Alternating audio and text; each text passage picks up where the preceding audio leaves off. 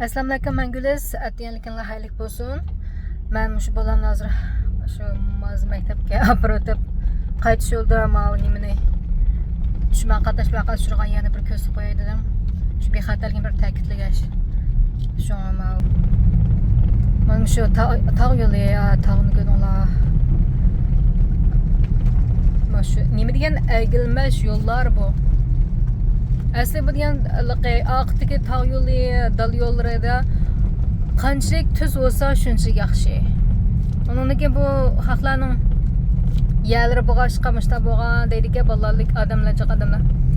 Uni to'g'ri tushunmaymiz, ammo ba'zi munda jangalliklarning odam yo'qlari publik bo'lib qolsa, ommaviy bo'lib qolsa, shu qanchalik tuz qilsa yaxshi emasmi deyman. Ba'zi yo'llar bizlarga shunchalik egilmash.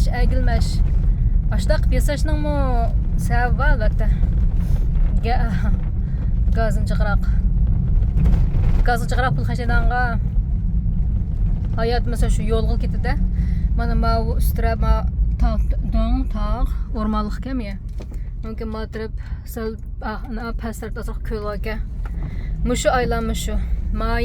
Mana şu öyden mektepke balını ağılmanğan çağda. Mana bu 90 gradusluq madonlik çıqatmazır. 90 gradusluq şu burulmada şu döndün pastga tushib, mana üstüden pastga tushiblam. Bir şey qilamiz, so'qdim buni. Mashina ana daraxt iz shu mashina tekkan o'zlayman. Ma kichik daraxt oldi tarafga so'qilib, ma kichik daraxtni o'ribdim, mashina ustiga tushdi. Daraxt to'soldi. Şu taraf şu jangallikmishada hayvanlar bor. Unga mana shu dön. Mana üst taraf.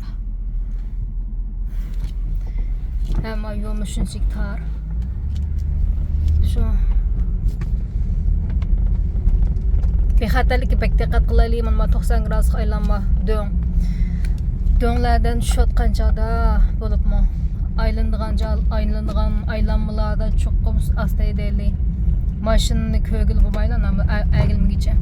Maşını kömegen vaqtda bulubmu? Özümüzün tarafida, özümüzga tabe yo'lda. Mayli. Hazırda maşın yo'q, men azroq o'tirdim ondan, chunki men ishga yoqqa tushib ketmagan. Hozir shu tog'ning ustiga chiqyapman. Degan buzuq yo'llar, mana bu yo'llarni o'ngshab, nadi qamlashmagan urushlarga, yağan urushlarga, rastqo ba'zi ammo to'lik ishlatgan pullar hammasini urishadilar. Yağan. Ashta qamlashma urushlarga, yagimsiz shu qonunsiz kirgan ko'chmanlarga bakka xashligicha. Shu yo'llarni yasuvchi. Ko'chada chiqib qolgan amerikaliklarni bir baxschi.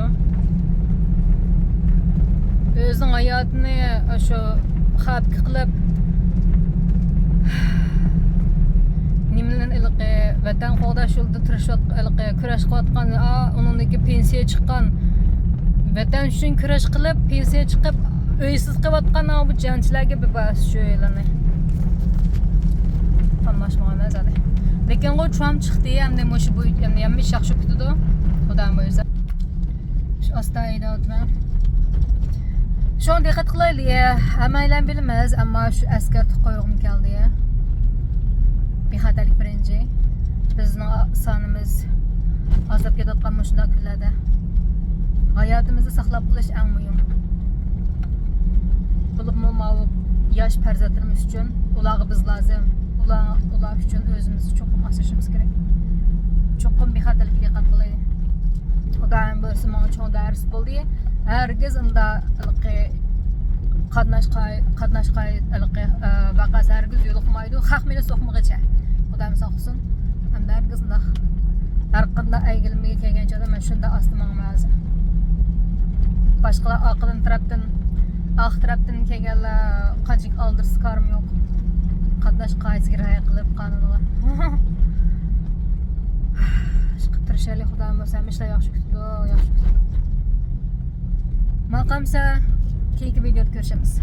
Allohga emanet.